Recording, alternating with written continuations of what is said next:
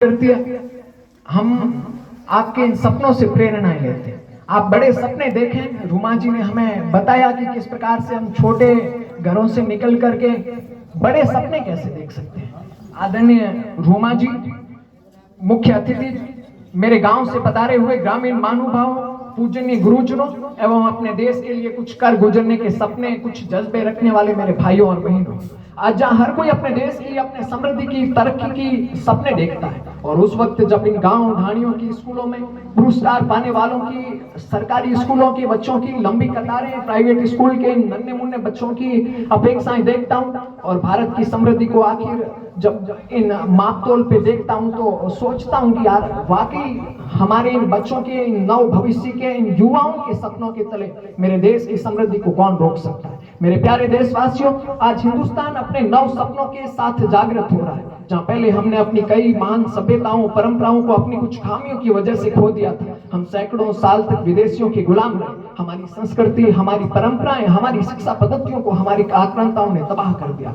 200 सालों तक हम अंग्रेजों के गुलाम रहे, और हम उस वक्त अपने देश के 24% विश्व व्यापार वाले देश को 3% आज जो कितने मतलब सालों के बावजूद हम उस वक्त, रूमा जी, हम ऐसे सोचते हैं कि यार हम तो 70-78 साल हो गए और देश को आजाद होते हुए, और इसी वक्त भी हम दुनिया में कहीं चौथे पांचवें पायदान पर हैं। हमारे गांव में इतनी समृद्धि नहीं है, हमारी सड़कें टूटी है, हमारा देश क्या पहले वाकई समृद्ध होता होगा। पर जब इतिहास के आंकड़े पढ़ते हैं तो एक वक्त था जब हम, रूमा जी, 24% विश्व व्यापार में योगदान रखते थे, और आज हम देश की 78 सालों बाद हम 3% व्यापार पे आ चुके हैं। तब हमें सोचना चाहिए कि क्या कारण थे, किस वजह से हमारी सभ्यताओं को किस प्रकार से बर्बाद कर दिया गया, हमारे व्यापार को किस प्रकार से आर्थिक पंगु बना दिया गया। इन सैकड़ों सालों की गुलामियों ने हमसे हमारी समृद्धि, हमसे हमारा स्वाभिमान छीन लिया। पर आज इन सब गांवों में जब पुरस्कारों की कतारें देखता हूं, इन गांवों की आवाज जब अमेरिका में गूंजती है, तब दुनिया जानती है कि भारत एक दिन वापस आएगा, वो खिलेगा, वो वापस वाई समृद्ध होगा। पर आज जरूरत है कि हम कितने समय में इन गांवों को, इन कस्बों को, इन शहरों को वापस से समृद्ध बनाएं, अपने भारत को समृद्ध बनाएं। पर आज हमारे सामने इन नतों, लोक दिखावने ज्ञानों और सरकारी नौकरियों की मानसिकता, छोटे सपनों व भारत की आधी आबादी के रूप में महिलाओं की केवल चूल्हे चौकियों तक सीमितताओं हमें धीमा कर रही है, हमें कहीं ना कहीं पीछे रख रही है। आज हम अपने जिन डोडा, अमल, दारू से लड़ते आए, पर आज जो हमारे सामने एमडी, स्मैक, हेरोइन, कोकीन की जो चुनौतियां खड़ी है, इन्होंने हमारे पंजाब, हरियाणा के युवाओं को बर्बाद, जो हमारे मारवाड़ में हमारी पुश्तें बर्बाद कर देगी, इसके बारे में हमें सोचना चाहिए। हम आखिर समझें कि कैसे कुछ चंद लालच में अपनों के द्वारा अपने देश को बर्बाद किया जा रहा है। जहां आज के कुछ साल पहले पाकिस्तान के बॉर्डर एमडी, स्मैक की सप्लाई होती थी, धीरे धीरे पंजाब के युवा इसकी गिरफ्त में आ गए, फिर हरियाणा इसकी भेंट में चढ़ा। आज उनके हालात देखिए, कैसे 18-20 साल के युवा हमारे पंजाब की गलियों, पटरियों, स्मैक के चून इंजेक्शनों के लिए दर दर की ठोकरें खाते, तस्करों से भीख मांगते। मैं पिछले दिनों हरियाणा के एक व्यक्ति की, आप नीति सुन रहा था, आपने सोशल मीडिया पे एक पोस्ट पड़ी होगी, जिसमें एक हरियाणा का युवक बता रहा था कि हम मजदूरी करते थे और शुरुआत में 6-7 बंदे थे, और उनमें से कोई एक चिट्ठा, एक एमडी स्मैक की तरह कोई नशा होता है, वो लेके आ गया। शुरुआत में शौक में ले लिया, और फिर क्या है कि धीरे धीरे उसकी गिरफ्त में आ गए। शुरुआत में नशे लेते हैं तो उससे काम में थोड़ी स्फूर्ति होती है, काम थोड़ा जल्दी होता है, और काम के घंटे थोड़े बढ़ जाते हैं, तो उस लालच में मजदूर हमारे भाई उस नशे को करने लग जाते हैं। पर उसकी वजह से वो नशे की गिरफ्त में आ गए। 2-3 सालों में वो नशे का इतना चक्र उसके हो गया कि शरीर में उनको नशे के बिना वो काम नहीं कर पाए,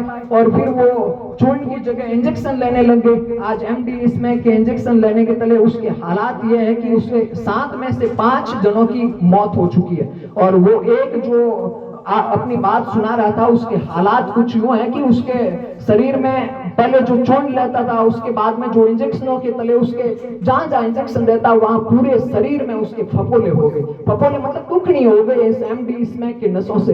तो हम आज जो डोडो, इन अमल को रोकने की बातें कर रहे थे, हमारे मारवाड़ में भी आज एमडी स्मैक की गिरफ्त में हम आ रहे हैं। हमें उनके प्रति जागृत होना जरूरी है। जब हम भारत की प्रगति की बात करते हैं, तब भी सोचें कि जो चीजें हमें पीछे रखने की कोशिशें करें, हम उनको कैसे हटाएं, हम उनसे बचे कैसे, हमारे समाज को कैसे उनसे बचाएं। ये हालात इन एमडी इसमें हीरोइन बुकिंग के हैं और हम चंद पैसे कमाने के लिए जिन भाइयों के कंधों पर जो हमारे तस्कर हाथ रख के फोटोएं खिंचाते हैं ना, अपने समाज की बातें करते हैं, हम उन्हें अपने लोगों को जीते जी तड़पा तड़पा कर मार रहे हैं। हम तस्करी के कुछ पैसों के लालच में अपने लोगों को हत्यारे बन रहे हैं। मुझे लगता है कि मेरे तस्करी के जो सपने देखने वाले भाई अपने लोगों को मारे नहीं। जैसे आज क्या है कि हम रीला वगैरह देखते हैं, बाबू तस्कर की कॉमेडियां सुनते हैं ना, उसके बाद हमें लगता है कि भाई वो स्कॉर्पियो घुमाए, काली फॉर्च्यूनर लगे, तब मजा आता है देखने में। तब हम भी सोचते हैं यार हम भी तस्कर बने, ऐसे छोटे सपने होते होंगे। पर ठीक है, कुछ पैसे कमा लेंगे, थोड़े सरकार से बच करके, सिस्टम से बच के, पुलिस वालों से बच के, कुछ बढ़िया घर बना देंगे, थोड़े गहने हो जाएंगे, पर उससे हम अपने लोगों को मार देंगे। फिर हमारा कोई भाई होगा जो उसकी गिरफ्त में आएगा, तो वो किस प्रकार से तड़प तड़प के मरता है। आप बताओ, आप छोटे बच्चे अपने माता पिता को जो ये काम करते हैं, घर की जो महिलाएं जो अपने देश की प्रगति के लिए हर कोई सपने देखता है, अपने समाज की प्रगति के लिए सपने देखता है, वो अपने पापा को, अपने चाचा को, अपने भाइयों को रोको यार कि अपने समाज को बर्बाद नहीं करें, अपने इस देश को नशे की चंगुल में बर्बाद नहीं करें। मेरे प्यारे देशवासियों, छोटे भाइयों, मैं इन सभी चीजों के लिए एक नई बात के रूप में आपके रूप में ऐसे आना चाहता था कि भाई तस्करों को, ठीक है, मैं ऐसे दादाजी से बात कर रहा था कि भाई अपनी तस्करी का काम छोड़ के ऐसे कोई समाज में थोड़ी चेतना फैलाएं कि भाई तस्करी के काम नहीं करें। तो अगर मैं पता नहीं था मैं तो पैया कमाए जिन हमने बाप ने कौन छोड़े। तो देखो पैया कमाना ने आज कई जरिया है। आप सोचोगे रोमा जी एक छोटे से गाँव में इतना बढ़िया भैया अपनो संगठन बना सके और विदेशों में जाबरान बोल सके, तो आप भी गाँव में मैन्युफैक्चरिंग इकाइयों लगाओ, अपना उद्योग लगाओ, अपना बिजनेस करो। और एक वक्त पर ऐड आवे कि एक दिन इन चवा अखंड या इस लाउसर की धरती से कोई गाए, कोई लिखे, कोई बोले, कोई कुछ बनाए, तो उसे दुनिया सुने, समझे, हमारे उत्पादों को खरीदने दुनिया लाइनों में लगे। ये सपने हमारे होने चाहिए कि हम भी पैसे कमाने के यदि जरिए हैं तो इन खेलों से कोई धावक निकले जो दुनिया में अपनी धूम मचाए, कोई गायक हो जो अपने गानों के थ्रू दुनिया की अपने इन गानों के गायन को दुनिया में पहुंचाए। और रुमा जी, आपने वाकई आप बहुत बढ़िया काम कर रहे हैं और हम बच्चों के लिए तो आप बड़े प्रेरणादायक हैं। मैं सोचता हूँ आपके सपनों की तरह के कभी गांव में इस प्रकार के 2-3 किलोमीटर पे कला केंद्र बनाओ, जहाँ पे एक संयुक्त रूप से जो हमारी माताएं बहनें केवल चूल्हे चौकियों तक सीमित रहती है।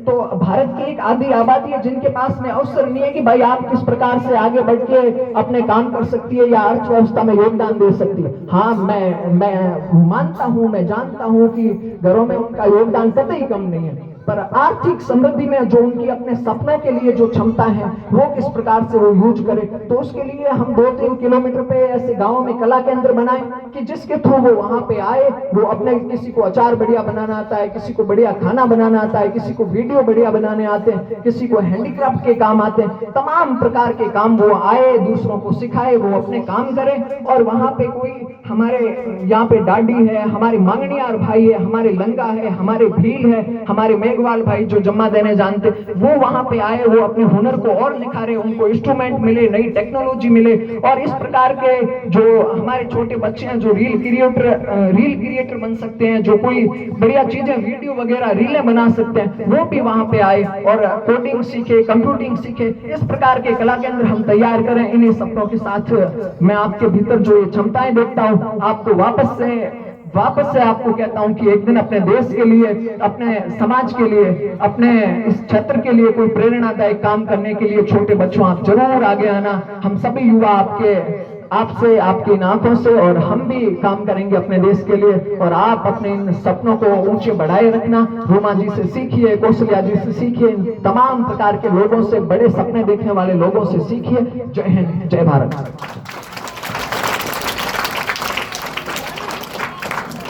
बहुत ही शानदार बातें बताई गई भारती चौधरी के द्वारा। और आगे की कड़ी में मैं मंच पर आमंत्रित करता हूं, समय को ध्यान में रखते हुए कुछ समक्ष ही सही, लेकिन आपको कुछ मार्गदर्शन जरूर देंगे।